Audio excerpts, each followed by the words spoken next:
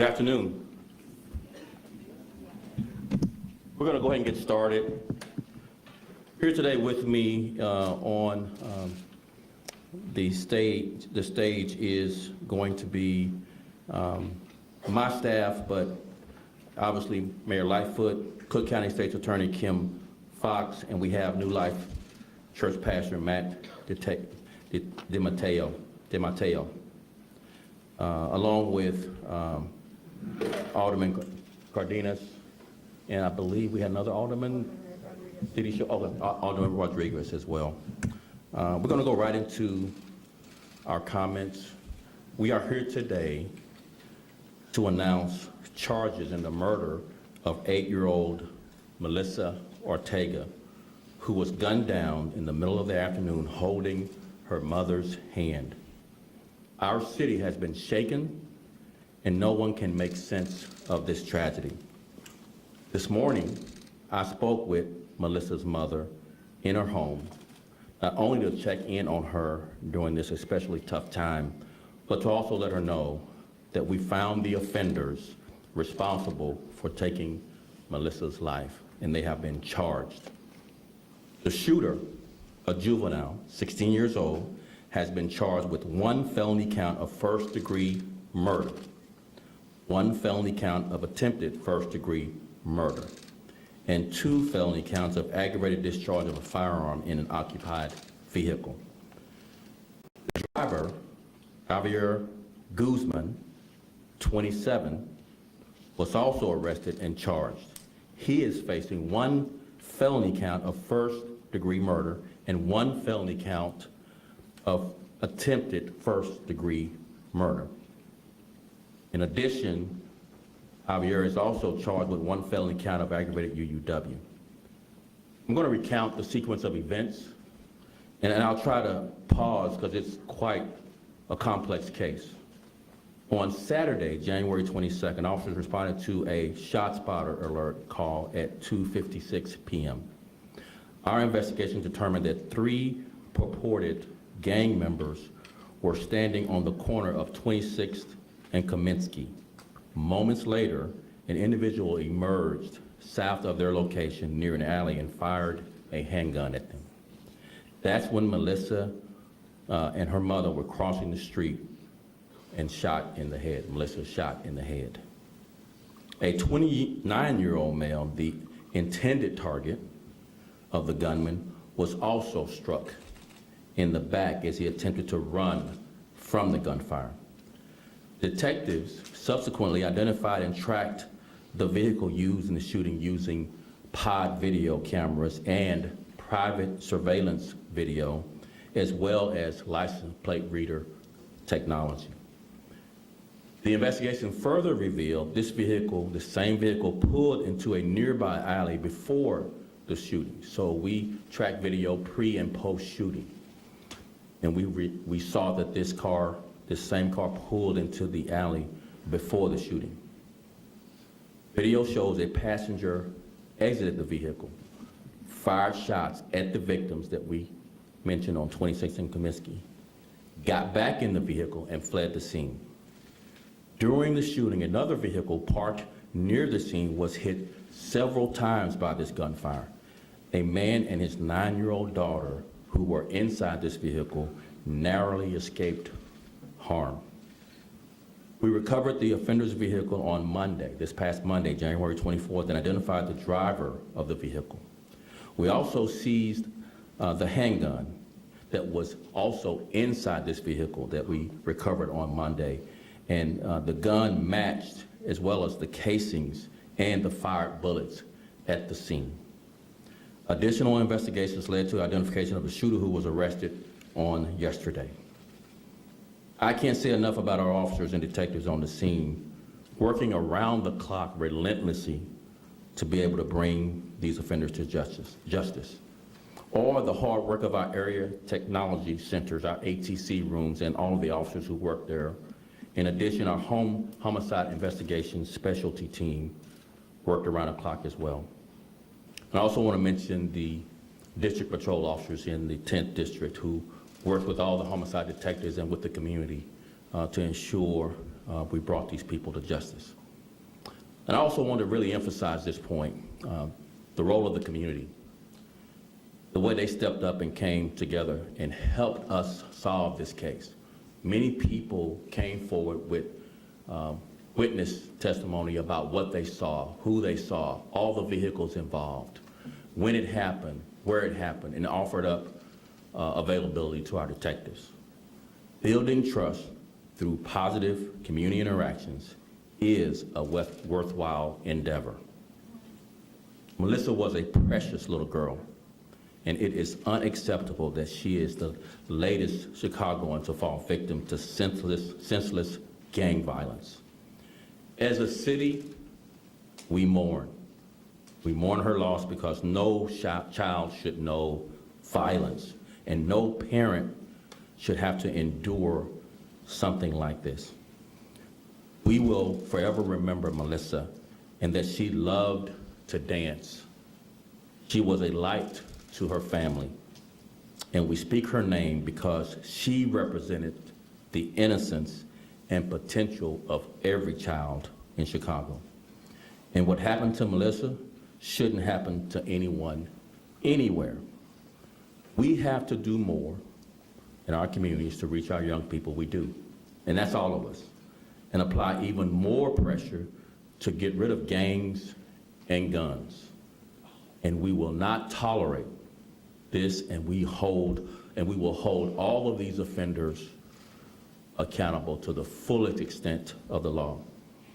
I want to again acknowledge the dedicated officers and detectives working this case from day one, and the community support and collaboration that helped us get swift justice for the Ortega family.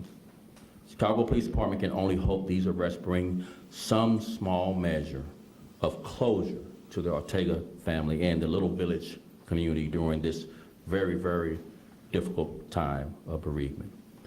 Now we'll turn it over to Chief Angel Navales, who will translate my comments into Spanish. Angel.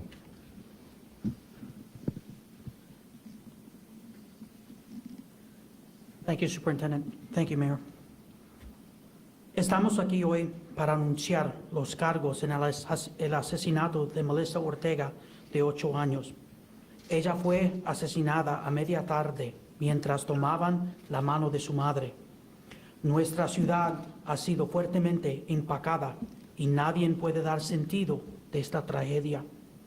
Esta mañana, Superintendente Brown habló con la madre de Melissa, no solo para ofrecerle su pésame durante este tiempo tan difícil y doloroso, pero también para hacerle saber que encontramos los responsables de su asesinato de su hija, la persona quien le quitó la vida a Melissa. Le traímos cargos a un juvenil de 16 años. Los cargos son de delito mayor y son los siguientes: un cargo por asesinato primer grado, un cargo de intento asesinato, 2 cargos de delitos graves, descarga agravada con arma de fuego a un vehículo. Javier Guzmán, un hombre de 27 años, le traemos los siguientes cargos: un cargo por asesinato, un cargo por intento asesinato, 2 cargos por delitos graves, descarga agravada de arma de fuego a un vehículo ocupado. Este sábado de enero a las 2:56 de la tarde, los oficiales respondieron a una llamada del sistema ShotSpotter, que es tecnología quien los avisa de tiroteos y nos da la dirección del incidente. Nuestra investigación determinó que 3 personas que son miembros de una pandilla estaban parados en la esquina de la 26 y la Komensky. Momentos después, un individuo emergió del sur de su dirección cerca de un callejón y disparó una pistola. Fue entonces cuando Melissa, que estaba cruzando la calle con su madre, recibió un disparo en la cabeza. Un hombre de 26 años recibió un disparo en la espalda mientras intentaba de huir a los disparos. Los detectives identificaron y siguieron el vehículo utilizando cámaras de video pod y video de vigilancia privada y también utilizaron la tecnología de detección de placas. La investigación reveló que antes del tiroteo, este vehículo se detuvo en un callejón cercano. Cuando un pasajero salió del vehículo y disparó una arma de fuego hacia las víctimas, volvió el vehículo y huyó la escena. Durante el tiroteo, otro vehículo estacionado cerca de la escena fue golpeado con balas varias veces. Un hombre y su hija de 9 años que estaban adentro escaparon por poco y no fueron heridos. Recuperamos el vehículo el lunes 24 de enero y identificamos al conductor del vehículo. También recuperamos las pistolas y pudimos comparar y saber que eran los mismos casquillos de la bala. Investigaciones adicionales llevaron a la identificación de la persona quien disparó la arma de fuego y por cual fue detenido ayer. No puedo decir lo suficiente sobre la dedicación y el gran esfuerzo y el trabajo de nuestros oficiales y detectives quienes trabajaron la escena. El gran trabajo de nuestros oficiales, detectives en los centros tecnológicos de la área y el equipo de especial investigación de los homicidios. Y quiero reconocer, muy importante, a la comunidad por la forma que se reunieron y ayudaron a resolver este caso. Melissa era una niña preciosa.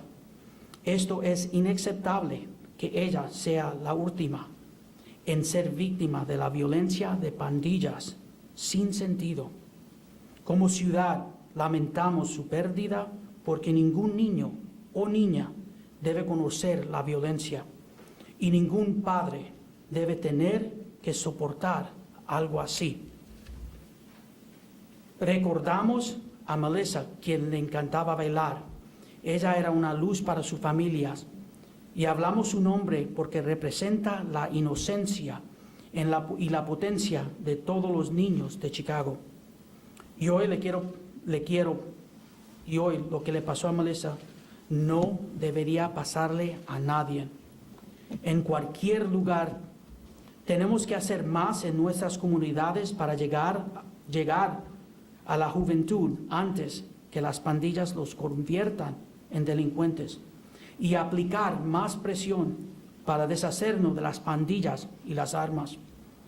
No toleramos y vamos a traer a los responsables de actos así a la luz de la justicia para que rindan cuentas. Quiero conocer de nuevo a la dedicación de los detectives que trabajaron en este caso desde el primer día y el apoyo de la comunidad que los ayudó a obtener la justicia que la familia de Ortega necesitaba. El Departamento de Policía solo puede esperar que este arresto traiga algún tipo de cierre a la familia Ortega y a la comunidad de La Villita durante este momento tan difícil. Gracias por su tiempo. Y ahora, and now I'd like to introduce Cook County State's Attorney Kim Fox.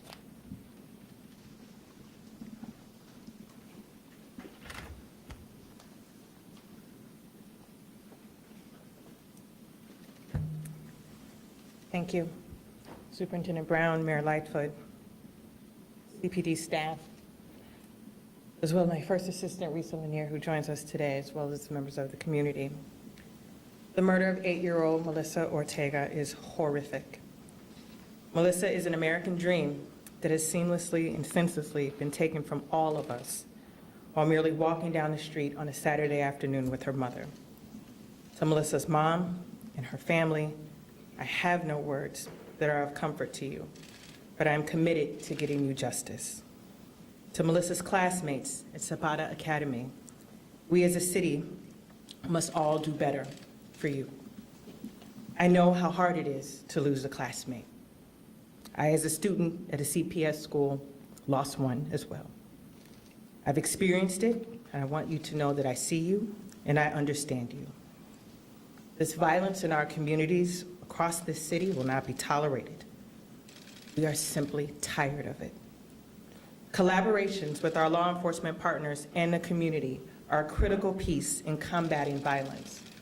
As Superintendent Brown said, that while the police and detectives of the Chicago Police Department and the Assistant State's Attorneys of the Cook County State's Attorney's Office worked tirelessly through the night to get to this point today, we could not be here without the commitment of the members of the community who were willing to step up and to speak out on behalf of Melissa and those who have been impacted by her tragic death. We are grateful for the community. As I've said repeatedly, the way that we get justice in our courtrooms is through law enforcement and community working hand in hand.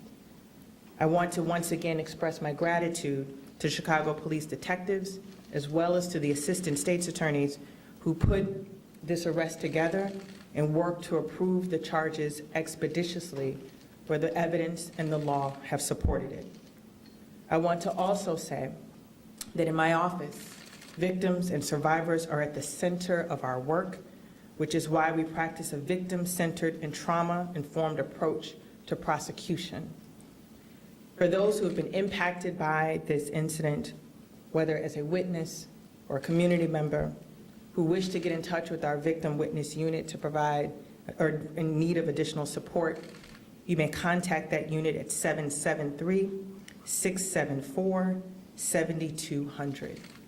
As the superintendent indicated, both of these defendants will be in court tomorrow for a bond hearing at 11 a.m. One of the defendants, as the superintendent has mentioned, is a 16-year-old juvenile who, due to the nature of these offenses, will be tried in adult court. So he will be in adult court at 11 a.m. for bond court. Again, we want to share our heartfelt sympathies as a mother of daughters. I cannot imagine the horrific tragedy and how this has impacted Melissa's mother. But I can tell you that we at the Cook County State's Attorney's Office will work tirelessly to bring justice on behalf of the people of Cook County. With that, I'd like to bring to the stage Pastor of New Life Church, Matt DeMatteo.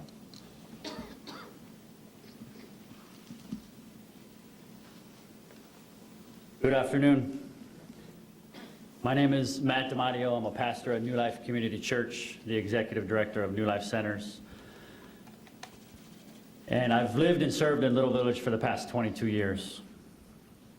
Sadly, I've buried dozens of young people over this time. And this week was one of the most tragic and sad that we have faced in my time here and as a community. I'm going to keep my remarks brief because I have a prepared statement from the family. We've walked with the family since Saturday afternoon at 2:45. We've walked with them in planning and preparing and healing. And it's been a heavy, heavy season, but the family wanted to say thank you for all the support. As of this moment, we've seen well over, I think the last time I saw $65,000 come in on the GoFundMe. I'm sure it's higher than that. We've seen an outpouring across the city, different departments, people helping the family on their journey toward healing. So on behalf of the family, a big thank you to the city for coming together. Now I'm going to read a prepared statement from Araceli, the mother of Melissa. Even with the immense sorrow I have been feeling this week, the media has forced me to make a statement with their nonstop calls and knocks on my front door. I hope this statement is more than enough and you let us grieve in peace. Words cannot describe the pain I am feeling. On January 22nd, I lost my greatest treasure in life. I lost my princess. She was the reason why I got up every morning. Everything I did for her. We immigrated from Mexico 6 months ago. We were filled with dreams and had high aspirations. We imagined a better life here. We came in search of the American dream we so famously hear of, but instead I get to live a nightmare for the rest of my life. Moments before the incident happened, Melissa asked me, "Mom, can you buy me a hamburger?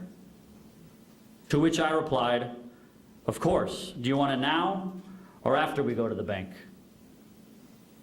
We can go later. I'm not that hungry right now. But you promise you'll buy it for me? In that moment, I promised her I would buy her that hamburger. However, I couldn't. I wasn't able to fulfill that promise. My daughter stopped holding my hand, and without explanation, I found her on the floor with a puddle of blood and a bullet to her head. To the aggressor, I forgive you. You were a victim too. As a 16-year-old, the community failed you, just like it failed my precious baby. Although I do hope that in the many years you spend in prison, you get time to reflect on your actions because you took away the most valuable thing I had in my life, my princess Melissa. I ask the community to help me preserve her memory. Don't let her die in vain. We should be filled with sadness, but anger as well.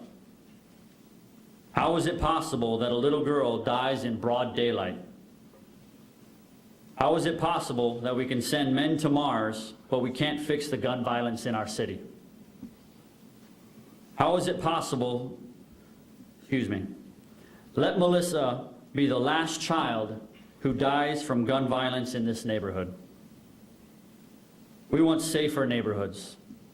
We want our kids to grow big and strong. No mother should have to bury their own child. Violence shouldn't be something we grow accustomed to. As a community, we failed Melissa.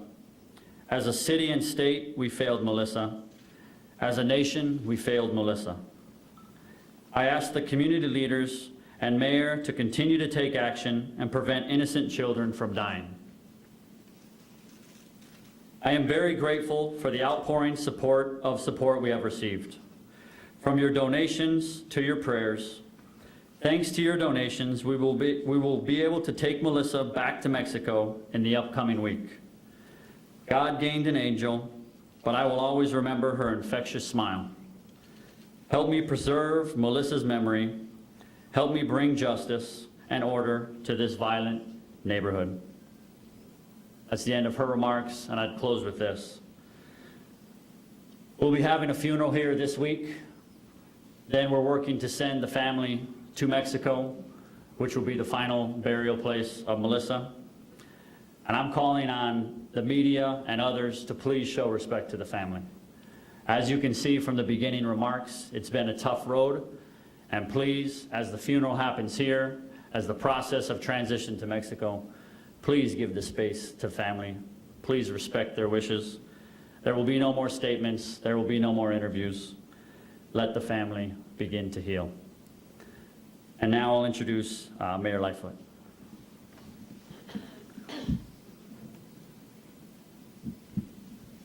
Thanks, Matt. I'm 22nd Ward Alderman Mike Rodriguez. And this incident occurred, this tragic situation occurred in the community I've called home my entire life. Saturday afternoon and early evening, I was alerted to this tragic incident and immediately went to the site where I encountered 10th District Police and Area 4 detectives going door to door with businesses, with residents, trying to see if there were any leads and any video. I was there working with them, translating for them, and I want to stop and say thank you for your tireless work. Our community owes you a debt of gratitude for bringing at least a little bit of justice to Melissa's mother, Araceli, and to the Ortega family. I also want to say, as a community, the La Vita community, the Little Village community has come together to wrap their arms around the Ortega family. I want to thank Pastor Matt DeMatteo and New Life. I want to thank Chicago Survivors, particularly These organizations, along with others, have been walking side by side with the family, supporting them. I've been on countless calls, over a dozen, with 10th District Commander Will Bentoncourt, who I want to thank very much for his work. I've been on calls with the Chief Medical Examiner, Pani Rukumar, thank her for her work in this situation. But most importantly, I want to come back to thanking people like Matt DeMatteo, Elena Calzada, people who have worked hand in hand with the family. As Matt stated, we've been able to raise a significant amount of money for the family. They'll need it. But what a tragic situation. A family who's come to this country not 6 months ago and is the victim of senseless violence. You know, growing up in the community, I was firsthand witness of that violence. And I dedicated my career to try and bring peace to our community. I will not lose hope. We as a community will not lose hope. We are a hardworking community, a resistant community, and a community that will come together, not just on Saturday, today, and the next days forward, but into the future to create a more peaceful community. A community where we are proud to live in, work in, pray in, and continue to live in. Brief comments in Spanish. Mi nombre es Mike Rodríguez, soy el concejal del Distrito 22. Hoy es un día que agradecemos, es un día para agradecer a la policía. Momentos después, horas después del evento que pasó, la tragedia que pasó el sábado, ahí estuve con la policía tocando en puertas con los negocios y también en los residentes de la comunidad La Villita, buscando evidencia, videos de nuestra comunidad para una justicia para la familia de Melissa Ortega, la mamá Araceli y su familia. Y lo puedo decir que yo agradezco al trabajo que hizo la policía y también la comunidad, porque la información sobre este arresto, estos cargos, viene de la comunidad, viene de la unidad y el apoyo que ha dado la comunidad a la familia Ortega. Le agradezco mucho a la organización Nueva Vida, Chicago Survivors, a su personal, para caminar con la familia Ortega en estos días. Sigo con el mensaje que he vivido en la comunidad de La Villita toda mi vida. Es una comunidad fuerte, resistente, una comunidad con mucho orgullo. Yo digo que no perdemos la esperanza. Hoy día le digo a mi comunidad que no vamos a perder la esperanza de nuestra comunidad puede ser mejor, puede ser una comunidad con más paz. Y sigo trabajando en eso con mi comunidad. Gracias.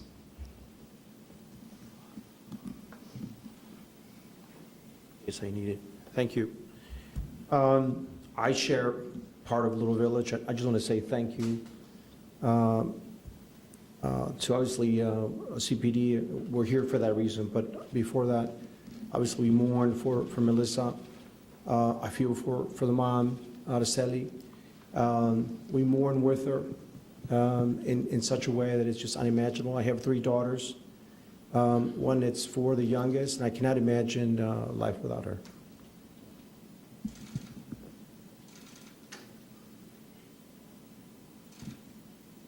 I'd like to believe that something changed this last couple of days with what happened with Melissa.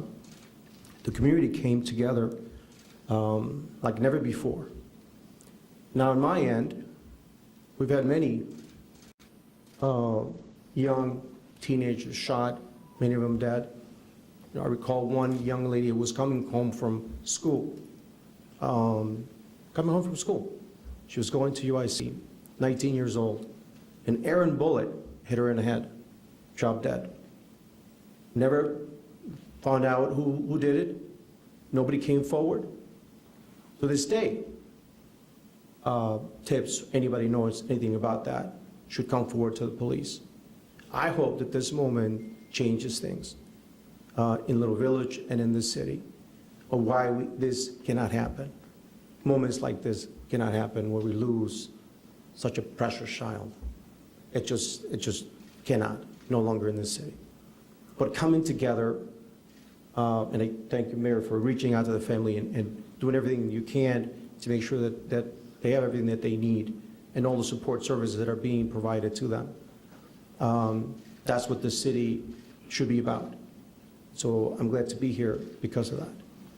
But more importantly, how police are coming together like never before. I haven't seen the level of intensity in other cases.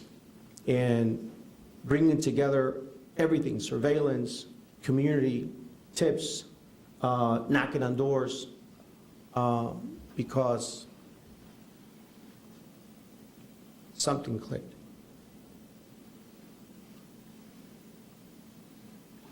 If you look at her child, her face, precious, full of life.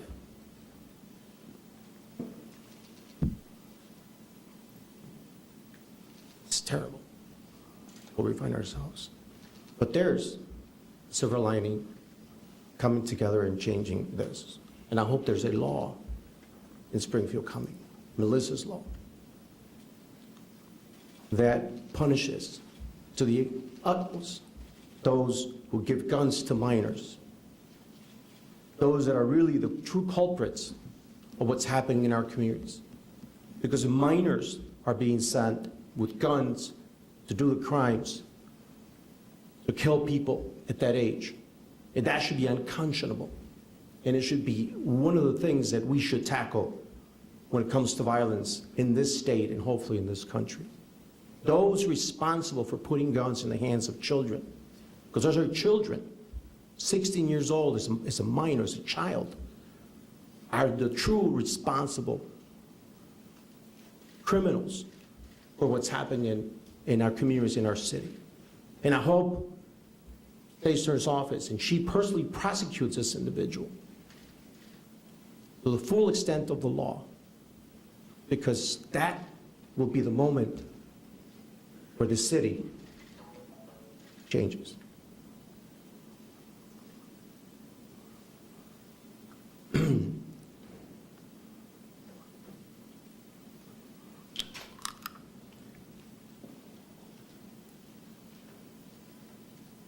Lo digo en español. Y me pongo emocional porque tengo una niña.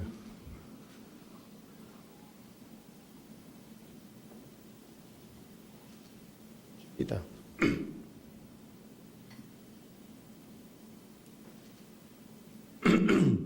Y se han visto demasiadas situaciones, niños, en esa situación.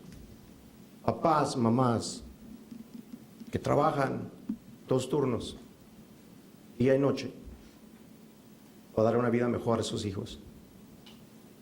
Para que esto pase, es imperdonable. Y por eso me pongo emocionalmente, porque tengo hijas.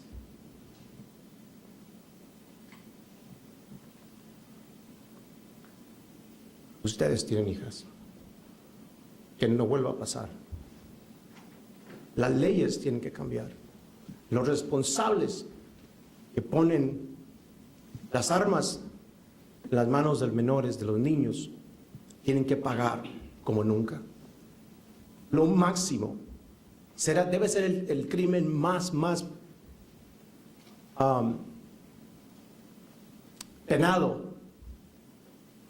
El crimen más penado debe ser un criminal que pone una arma en las manos de un niño. Y como sociedad deberíamos asegurar que eso pase. Gracias a todos. Les digo a la gente, no pierdan fe, no pierdan el optimismo. Las cosas están cambiando, pero necesitamos su ayuda. Donde un crimen ocurrió, ponga su parte. Usted es parte de la solución.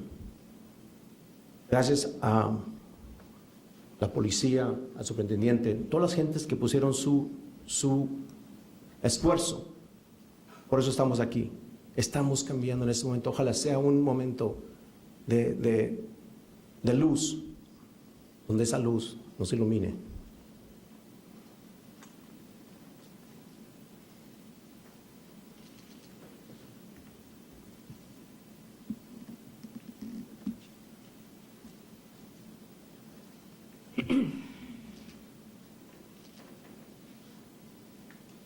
Good afternoon, everyone, and thank you for being here. A lot of powerful statements this afternoon. I want to first thank the Chicago Police Department, Superintendent David Brown, Chief of Detectives Brendan Dinahan, and in particular the hard-working, selfless men and women of the Detective Division and the patrolmen that supported them, who worked tirelessly, literally round the clock, to bring us to this moment, identify and apprehend, and with the help of the state's attorney, to charge the individuals who were responsible for taking the life of young Melissa Ortega. And these folks, as I said, have been working tirelessly around the clock to solve this case and bring those responsible to justice. We also have to give thanks to the state's attorney's office, the assistant state's attorneys who worked hand in glove with our officers and detectives who helped guide this investigation from its outset, and who pushed us to make sure that we had very airtight cases so charges could be brought against these individuals. And again, thank you, State's Attorney Fox and the team for all of their hard work as well. I also have to thank Pastor Matt and New Life, who has been an incredible champion for the vulnerable and for the dead and dying in Little Village. I have to thank the entirety of the Little Village community, who once again rose to the occasion to wrap their arms around this grieving family, as they continue to do so, but also to provide important leads and support. I have to thank the two aldermen, Alderman Rodriguez and Alderman Cardenas, who I know themselves went door to door, talking to folks, helping them overcome their fear, looking for a video that might be helpful. So thank you always for your work on behalf of the residents of your wards. Ladies and gentlemen, we've lost too many children to violence in Chicago. Too many. This tragedy, sitting on top of so many others, has scarred and broken the heart of our city. Imagine coming to Chicago to make a better life for your family and then losing your child, literally as you were walking down the street, hand in hand, thinking about a lighter moment and having that child disappear in a hail of gunfire.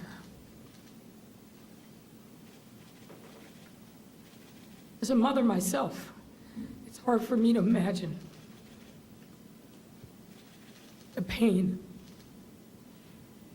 that Araceli feels that will haunt her, no doubt, for the rest of her days. No one should have to endure this kind of pain.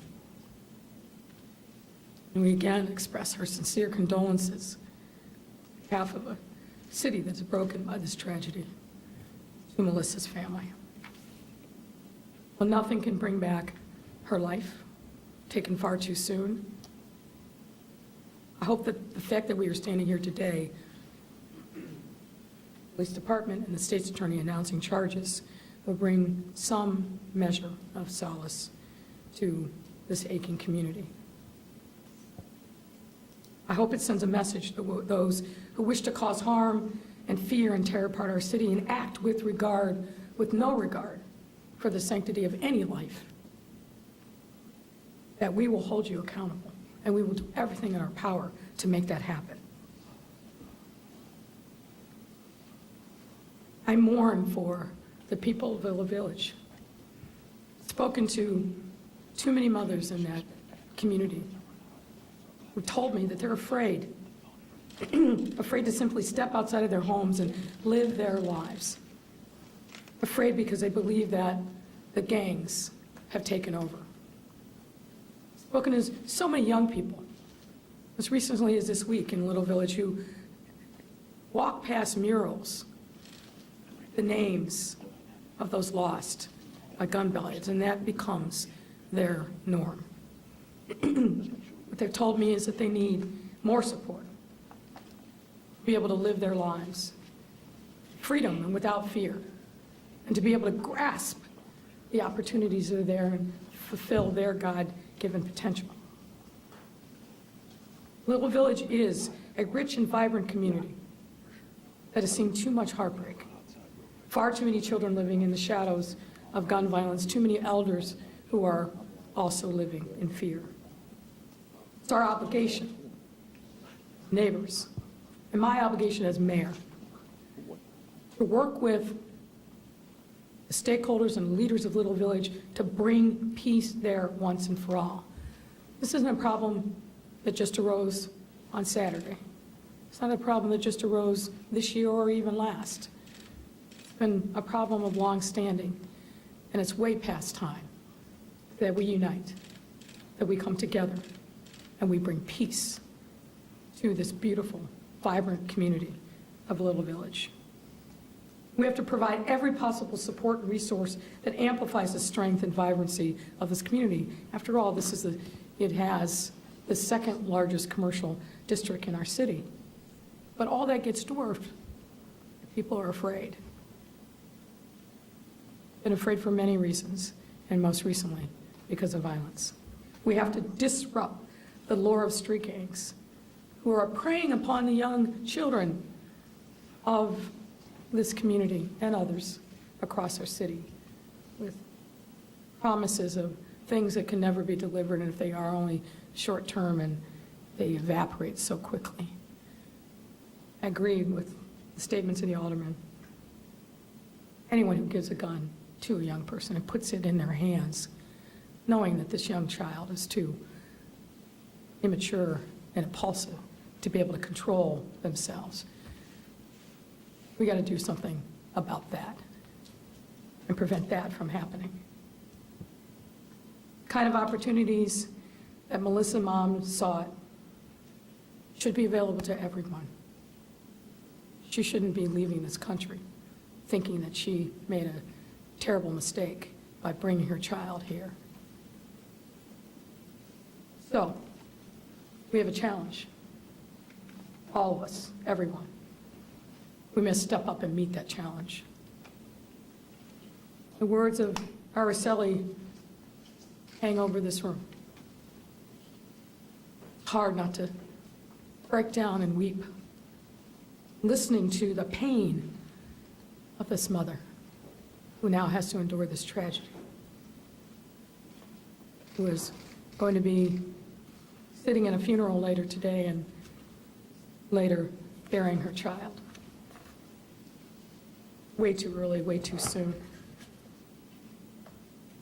But I do have hope, and I'll tell you why. I have hope because of the people and the strength and the resiliency of the people of Little Village. I've seen them rally time and time again. This is not the only time. I have hope because there are people there who love their community and love their city. And I have hope because I know that we can rise to this challenge. We have let the people of that community down, but we let ourselves down as well. So, Superintendent and I and the leadership of this department just talked yesterday about what we must do to make sure that we bring peace to this community. We're committed. I know the state's attorney is committed, and her assistants. I know the people of this community are committed. We need an army of the willing to turn around the tide of violence in our city. I want to thank again Pastor Matt and the team of violence interrupters and interveners. I want to thank those on my staff who also rallied immediately to make sure that we were activating the entirety of city government to come to the aid of this family and this community in time of need. I want to thank the others who rallied to support this family. That is what we need to turn this tide around from violence. So with that, we're happy to take first on-topic questions, and then if we have time, we'll come back Will do. to other questions. Thank you so much, Mayor, and members of the media. Alex Murphy and I will bring down the mic to you. Just a favor, please keep your mask on while asking a question. We'll start off with Craig Wall for maybe.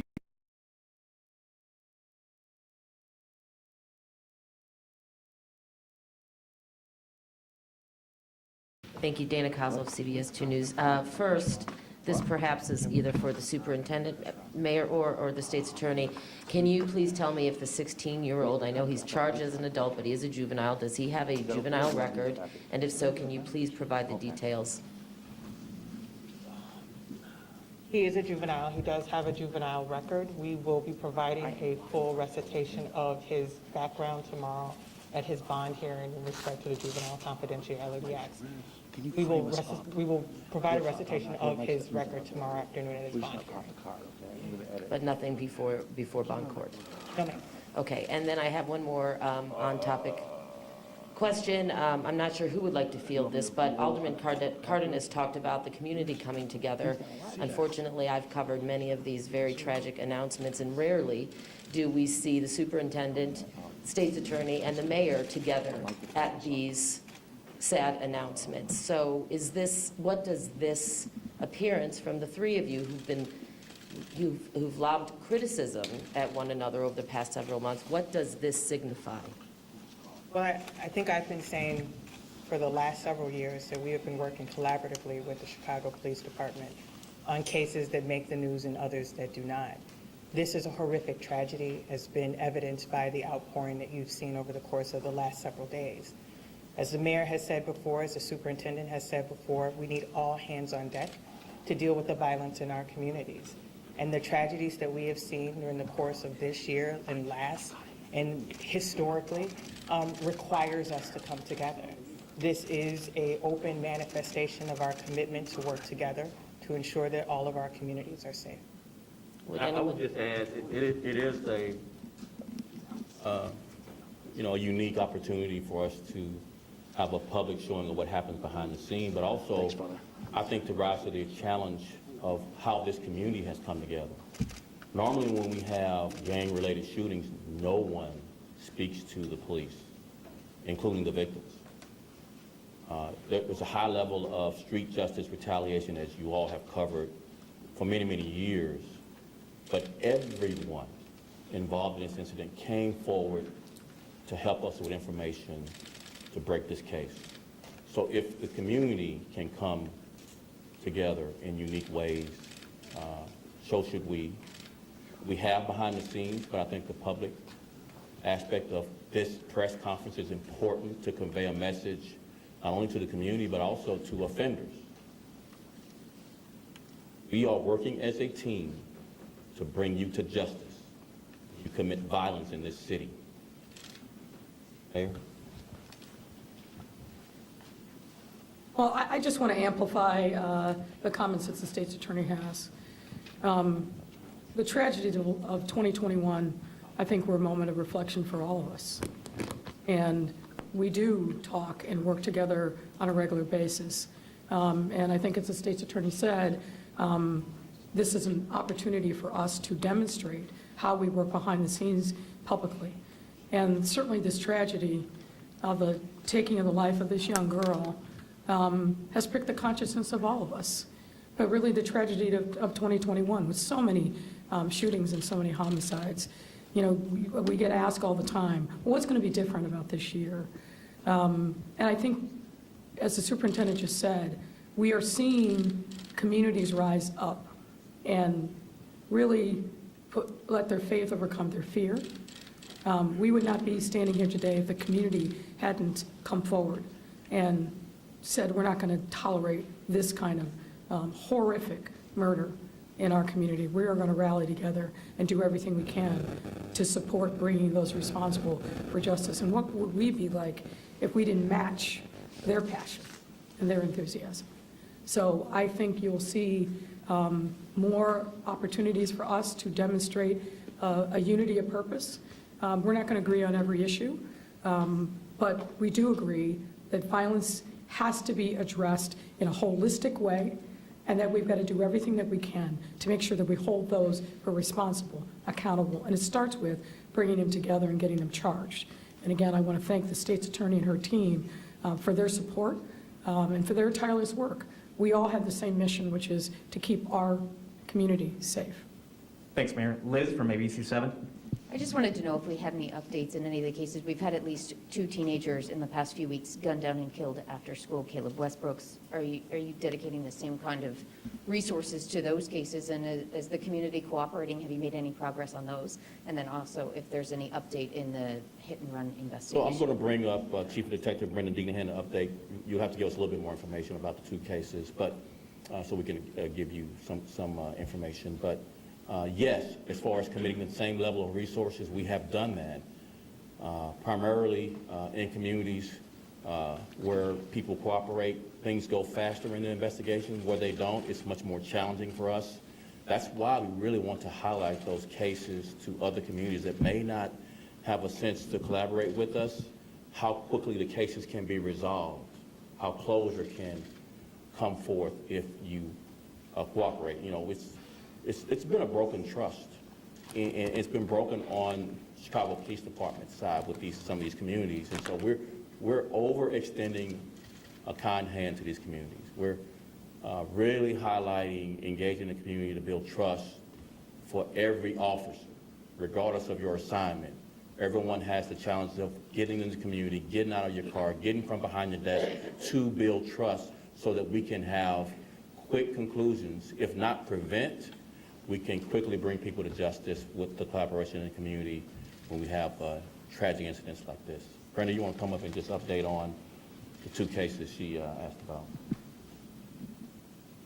So I think we're, kind of on topic now, so I'll get offline with you on those updates. I don't have a current status. And anything in the hit-and-run of the retired police officer on Toohey Avenue last week? That's an open active investigation. We do have some updates on that, but not anything that I can share today. Thank you, Liz. And Nate Fox. Nate Rogers, Fox 32. So I know you all said you're going to discuss this in bond tomorrow, but State's Attorney Fox, we're hearing that the 16-year-old has recent arrests for robberies, even a felony carjacking case, and it just been released from electronic monitoring some weeks ago. Can you confirm that at this time and just simply answer the question of why we are continuing to be at this place where we're having conversations about suspects reoffending?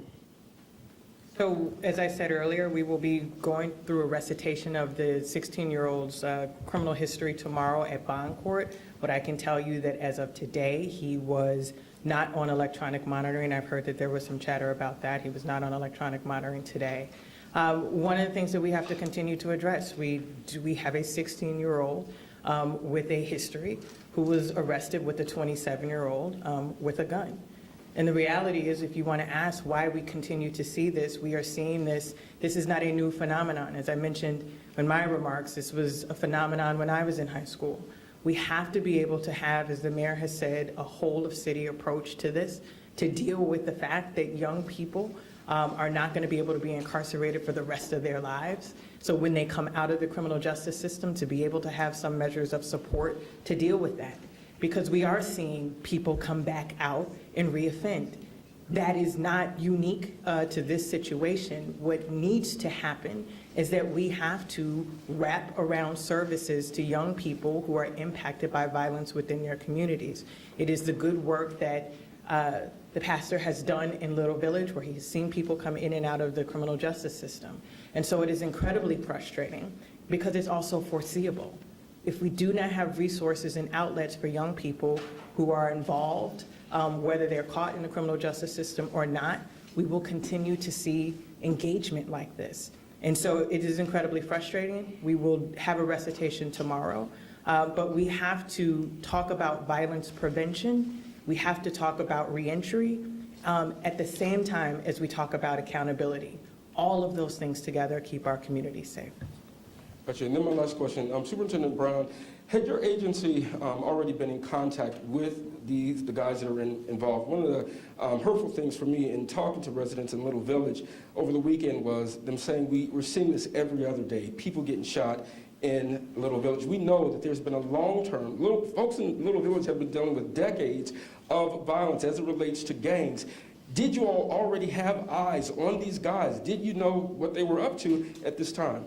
So as we recounted in the TikTok of what happened, this young person is just randomly picked up by this adult. We believe they knew each other. And like many young people, I think the mayor recounted it, the impulsive nature of a young person being handed a gun to mete out violence is such a spontaneous event. You know, foresight, as you mentioned, likely was a challenge too great to overcome, to be ahead of the impulsive nature of a 16-year-old and anticipate an adult giving him a gun at a particular time where 3 people in a rival gang are seen as they drive by. I mean, there's just too many spontaneous, impulsive things happening this is not a planned, this wasn't a hit or anything like that where adults are conspiring. This was a 16-year-old making such a tragic decision that will affect the rest of his life.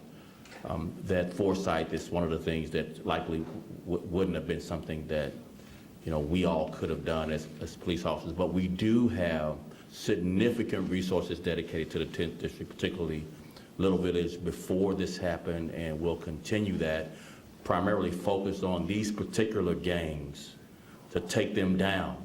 So soon you'll be hearing more. We're not done with you for what you calculated behind the scenes using this 16-year-old to mete out violence, the influence these gangs have over our young people, the filthy lucre that they use to entice them. We want to take from you, and we want to dismantle the reasons for you being in a gang and for these tragedies continue to happen. Thanks, Superintendent. Stephanie from the Tribune. Hi, my questions are actually very related to what you just answered. So, was police aware of an increase in shootings in that area, and were you doing anything to address that increase? So far this year, of course, one shooting is one too many, and when you have a tragedy of this nature, recounting statistics just doesn't make any of us feel safer. But we are down 19% in homicides so far this year and 9% in shooting. So we are working tirelessly to prevent the one shooting from happening.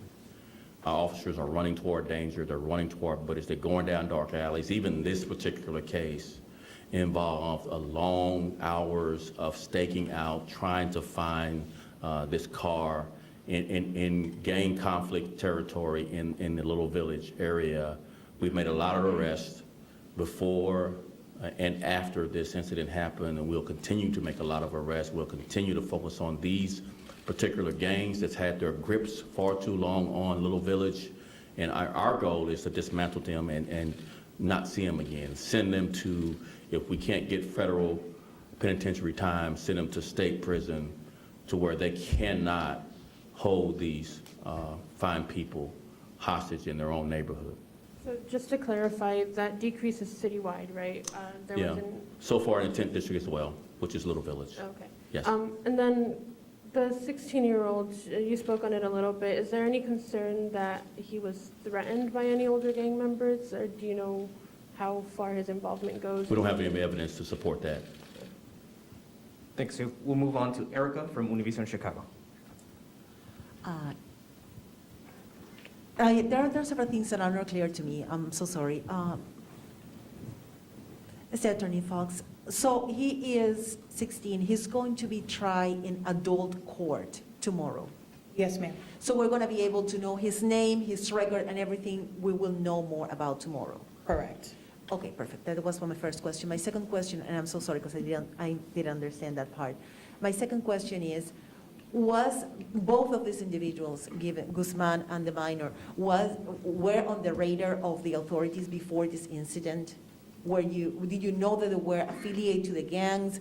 Did you know they have been, So we're trying to avoid a backdoor answer that gives this juvenile's criminal history until they get to court. So we'll defer until tomorrow, and then you'll see our interactions with this young person. Thank you. Thank you. Heather Sharon, WTT. Hi, can I have Superintendent Brown and then the mayor? The police department sent resources into Little Village amid concerns that there would be retaliatory shootings. Do you remain concerned about retaliatory shootings? And are those increased patrols still in effect in Little Village? Yes, they'll be in effect, and yes, we're still concerned with retaliatory shootings. One of the gang members were struck by one of the bullets fired by the 16-year-old. And so there's a high degree of retaliation on our radar, and so we'll keep those resources in place. We'll make arrests. We'll focus on these particular gangs and others in the area to ensure they hear us clearly. This won't be tolerated, and we're going to dismantle you. That's the message we want to send to these gangs. We'll be relentless about it, and it'll be until further notice. And for the mayor, if I could ask you about the city council's vote today to pay $14 million to two men who were tortured and then convicted by associates of disgraced former police commander John Burge. Does this settlement close the door on John Burge's claims on Chicago's taxpayer dollars? I don't have an immediate answer to that, but I will get it to you. I mean, look, the fact of the matter is that just to recount the history, John Burge was fired from the police department in 1993 by the police board at that time. And we have paid, as a city, as taxpayers, an unbelievably heavy toll for his crimes. And I'll call them crimes. But we can get you specific information about whether or not there are any other cases in the pipeline.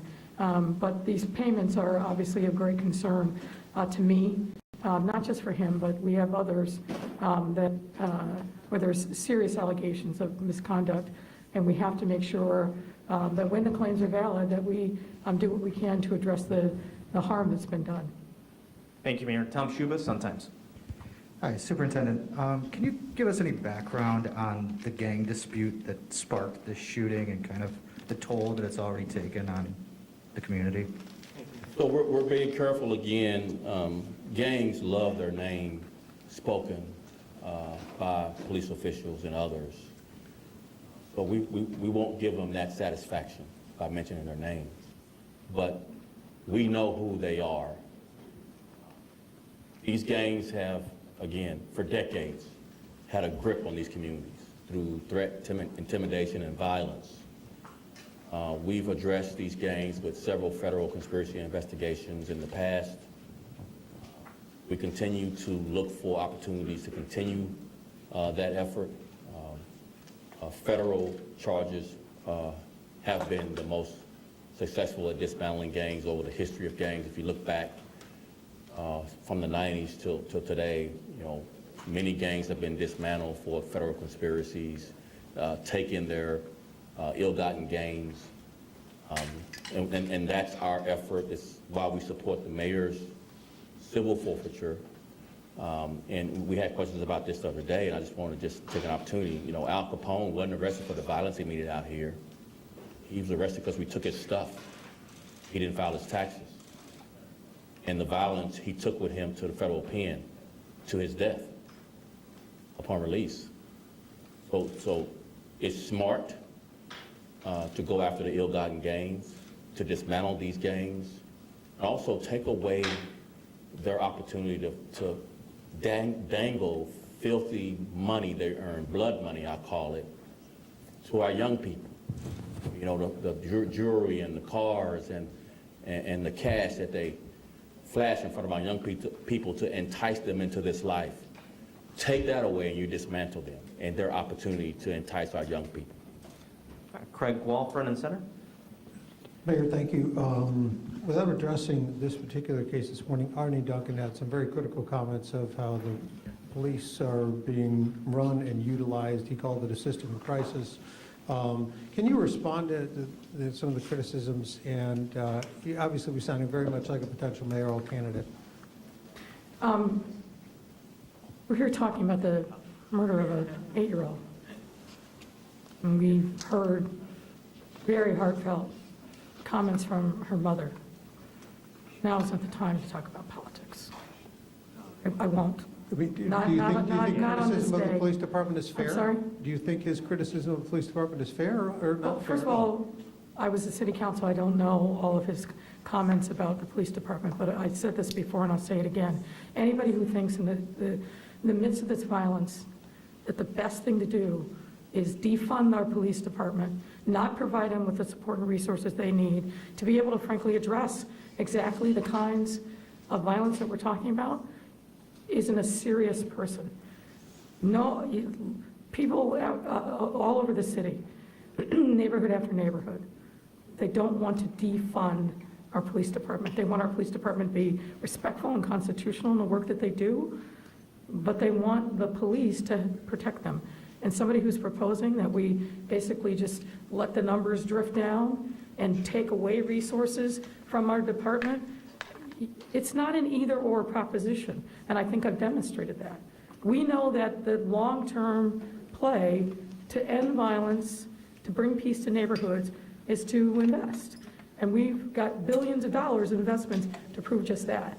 But defunding the police at the same time to take away resources, that makes no sense to me whatsoever, and I don't think it makes sense to most people in the city. But I'm not going to talk about politics. Thanks a lot, Mayor. Thank you, Superintendent. That's a wrap, everyone.